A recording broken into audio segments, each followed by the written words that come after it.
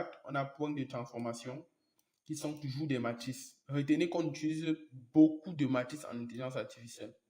Tout est matriciel parce qu'avec les matrices, ça nous permet de facilement faire les opérations, concaténation, multiplication, addition et autres.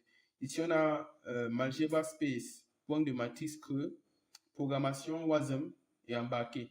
Voilà. Et ce qui est aussi très marrant avec les modèles d'IA qu'on fait avec Rust, c'est que avec Rust, on est plus tenté à faire de l'IA et directement l'utiliser dans les systèmes productifs comme l'embarqué.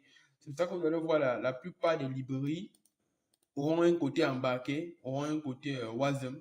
Et le WASM ici est aussi compatible avec les interfaces utilisateurs. Donc, ça veut dire que la plupart de ces bibliothèques sont orientées embarquées ou interface utilisateur.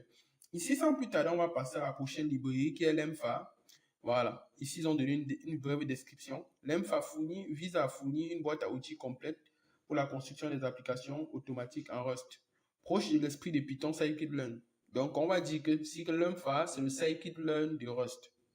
Donc, ça, ce sont les équivalences pour ceux qui viennent du monde de Python et pour ceux qui qui n'ont jamais fait d'IA et qui vont commencer sur cette vidéo. On va juste dire que l'EMFA, c'est une librairie traditionnelle de machine learning.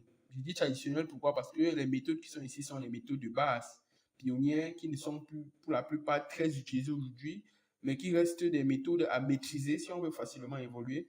On a du regroupement qui est DBSCAN, on a le noyau, on a la régression linéaire qui est une fonction assez fabuleuse en machine learning, très connue. On a la fonction logistique, très connue aussi.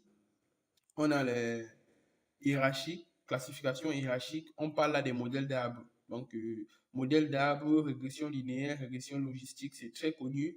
NN, ici on a les voisins les plus proches. Donc, les algorithmes les plus qui sont à la base, parce que ces algorithmes sont plus trop utilisés, mais je vais dire que tous les algorithmes qui sont conçus aujourd'hui, on poursuit ces algorithmes.